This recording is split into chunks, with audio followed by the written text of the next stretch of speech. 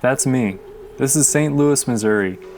We're driving a 1987 Chevy C10 Silverado, and it's tax day, or better known as April 15th. Though it looks like I'm the leader of this expedition, that couldn't be further from the truth. I was picked up halfway through the road trip as a secondary driver / navigator into the state of Illinois. In case you don't know what Illinois looks like in St. Louis, imagine a neighbor with an unkempt yard and 6 cars in the driveway. And oh yeah, the dead bodies in the garage. That's Marlo. This is his truck. He's the Lewis and Clark of this enterprise. Marlo found a sweet deal on Facebook Marketplace for a widescreen tube TV that he couldn't pass up. For younger viewers, tube TVs are like an iPad, but at like 100 pounds. So here I am, along for the ride, to help move an entertainment anvil. Off we go to Galesburg, Illinois. Buckle up, put on some music, oh, the radio's broken, and hold on to the oh shit handle. I'll be your guide through the countryside as we chat about road trips. The road trip began like any other, full of gas and excitement, and also our fuel tank was full. Normally I get worried about road trips, especially in an older vehicle, but I trust the reliability of good old American engineering and good old boy Marlo here and his driving skills. What could possibly go wrong? Let's explore some culture around road trips. In 1962, John Steinbeck, at the height of the road trip craze, took a road trip with his poodle Charlie. He then wrote a travelogue named Travels with Charlie in Search for America. In this, he journaled experiences on his 10,000-mile road trip across America, from New York to California, and then sweeping through the South and back up to New York.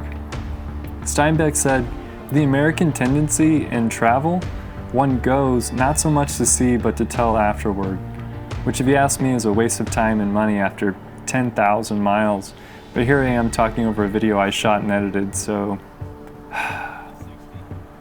I think road trips are good for mental clarity because it pulls you out of your routine, gives you time, and forces you to be introspective. For instance, it allowed me to come to terms with destroying a Casey's bathroom at a pit stop. I wouldn't have thought twice normally. Speaking of things that stink, this road trip came at a time when I needed it the most. I recently threw in the towel at my job. The work environment there was beyond salvageable, as I should have guessed from my first week. But I ignored red flags because of my condition, being poor, and I ended up staying for 2 years. After observing countless occurrences of racism, sexism, classism, and a bit of Nazism, I then decided to say F off and entered self-employment. Since then I've been much happier, away from the gulags of office small talk and management psychopaths. When I'm on the road, I'm sometimes hit with an overwhelming negativity, especially geared towards making it in my career, whatever that means. Starting a business around video production sometimes encourages those thoughts. These loops are pretty useless and I'm pretty fed up of listening to myself bicker.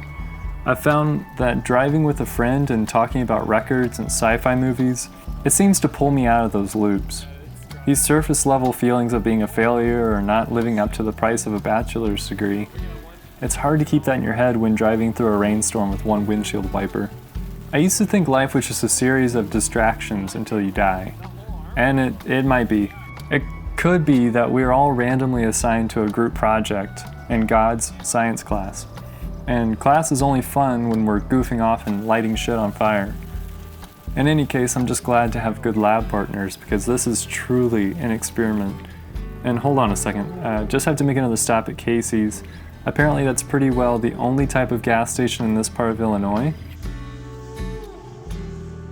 In that case, it's time for a quick history lesson. People in America have been doing road trips forever, or at least since a car can make it several miles without stopping, or a couple several miles at least. In 1903, Dr. H. Nelson Jackson and his dog Bud took the first road trip on a $50 bet.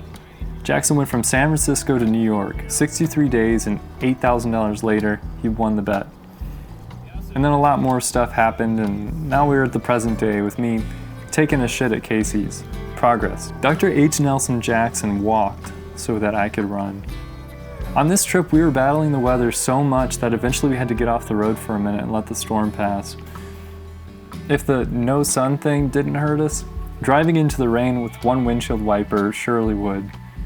Not to mention that the wiper that remained was mounted on the passenger side.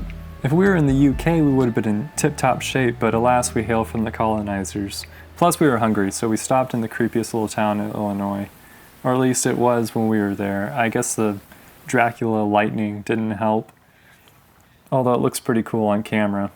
Not to sound like a corny wedding DJ, but I think it's time to slow things down a little bit, and I'll start with an anecdote about my childhood and wrap it in a generalized motivational piece about the beauty of the Midwest.